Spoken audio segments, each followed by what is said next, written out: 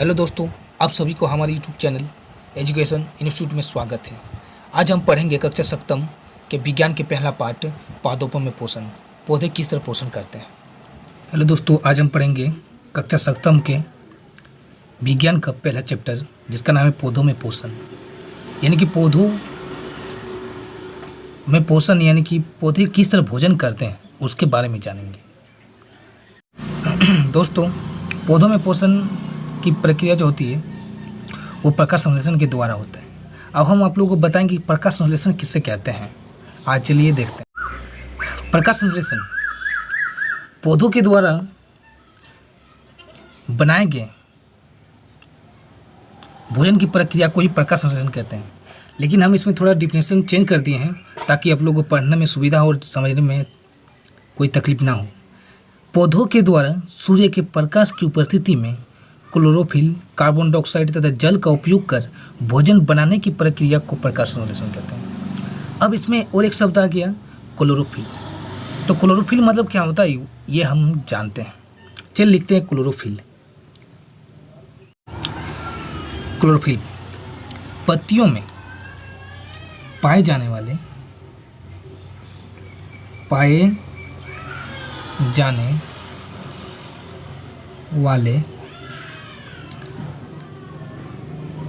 हरित लवक को ही क्या कहते हैं? क्लोरोफिल कहते हैं।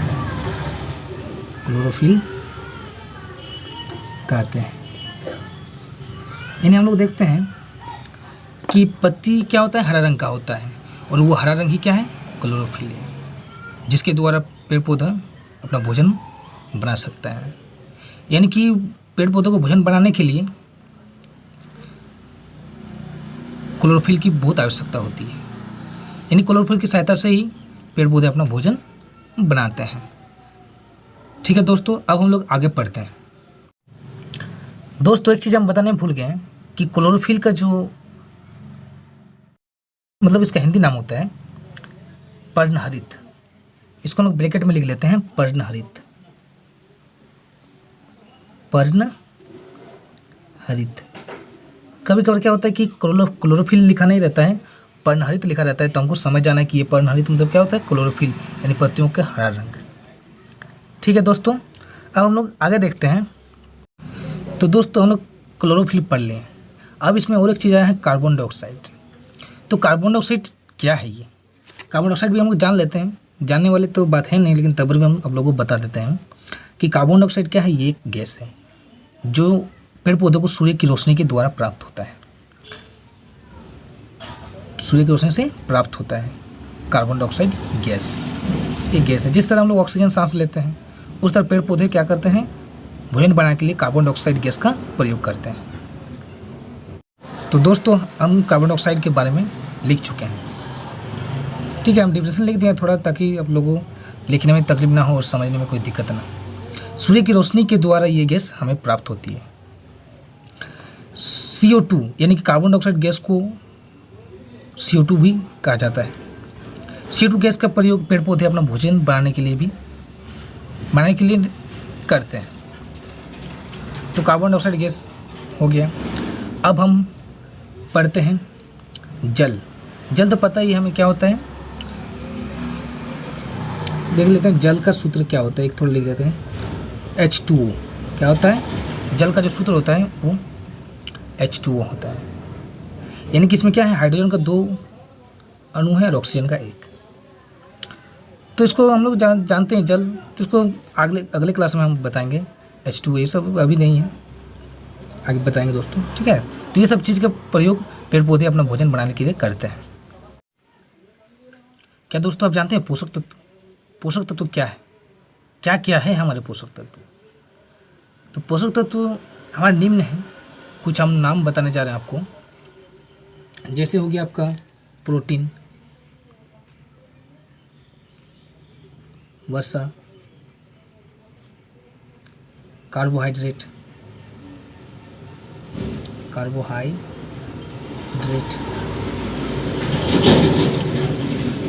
विटामिन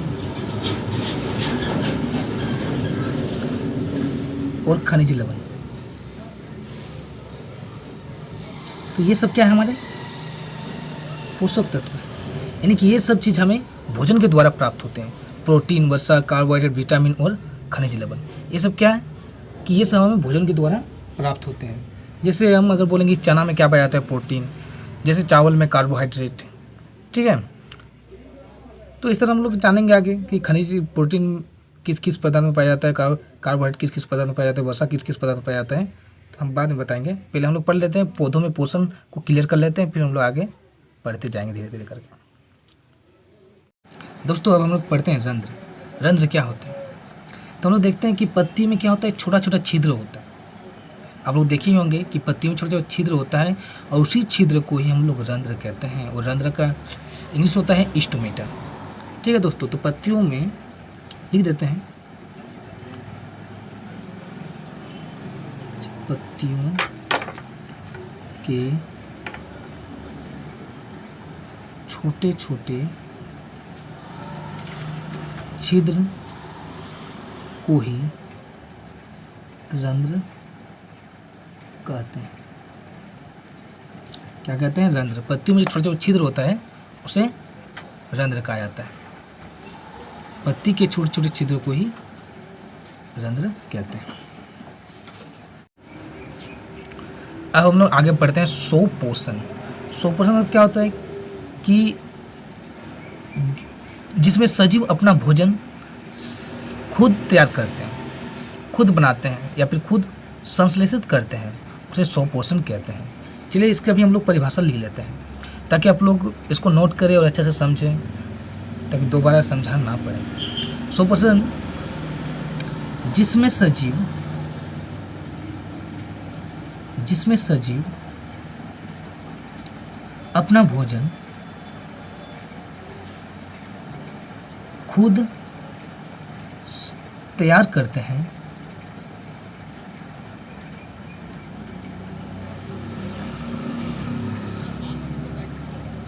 उसे स्वपोषण कहते हैं। दोस्तों हम आप लोगों को एकदम सरल लैंग्वेज में बता दिए हैं ताकि आप लोगों को समझने में तकलीफ ना हो।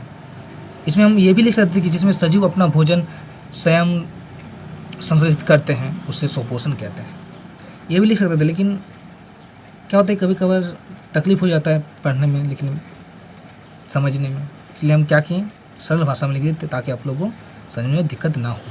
जिसमें सजीव अपना भोजन खुद तैयार करते हैं, अपना भोजन, सॉरी यहाँ छूट गया, भोजन, जिसमें सजीव अपना भोजन खुद तैयार करते हैं उसे स्वपोषण कहते हैं। जैसे इसमें क्या आ जाए, जैसे इसमें हमारे पेड़ पौधे आ जाएंगे। चलिए दोस्तों अब हम लोग पढ़ते हैं स्वपोषण। इससे पहले हम लोग पढ़ चुके हैं स्वपोषण।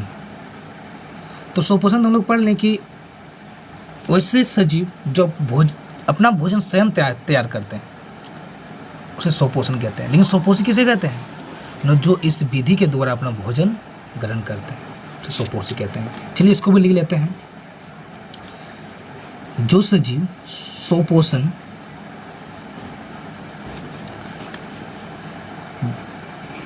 स्वपोषण विधि द्वारा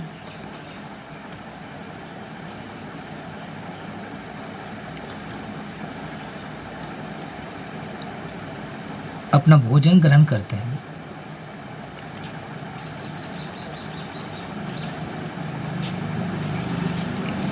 उसे स्वपोषी कहते हैं। अब हम लोग पढ़ेंगे विषम पोषण। तो जो सजीव अपना भोजन स्वयं तैयार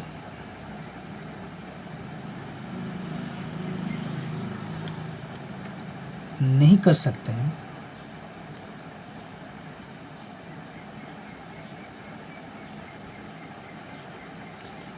उसे विषम पोषण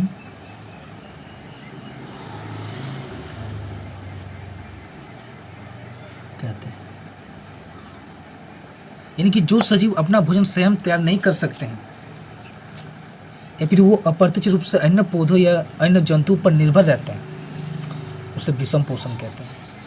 हम लोगों को थोड़ा शॉर्टकट में समझा दें कि जो सजीव अपना भोजन स्वयं तैयार नहीं कर सकते हैं उसे विषम पोषण कहते हैं। दोस्तों, ये हमारा लास्ट डिफिनेशन है। इसके बाद हम आपको अगला क्लास में बताएंगे, जो भी है हमारा उसको हम अगला क्लास में बताएंगे। हम लोग पढ़ते हैं परपोषी। एक बार हम लोग पढ़ लिए स्वपोषी, अब हम लोग पढ़ेंगे परपोषी।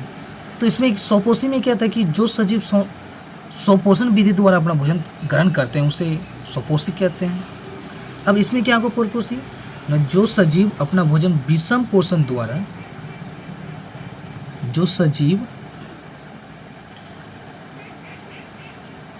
अपना भोजन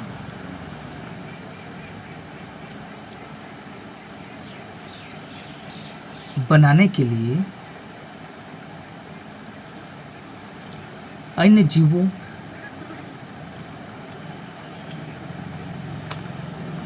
या पौधों पर निर्भर करते हैं,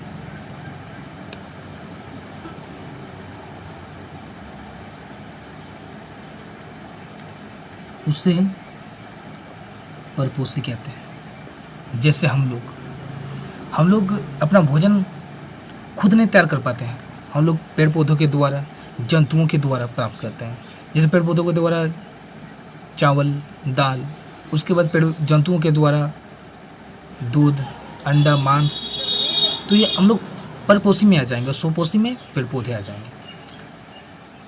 ठीक है दोस्तों, यहीं तक करते हैं, फिर हम लोग अगला क्लास में पढ़ेंगे।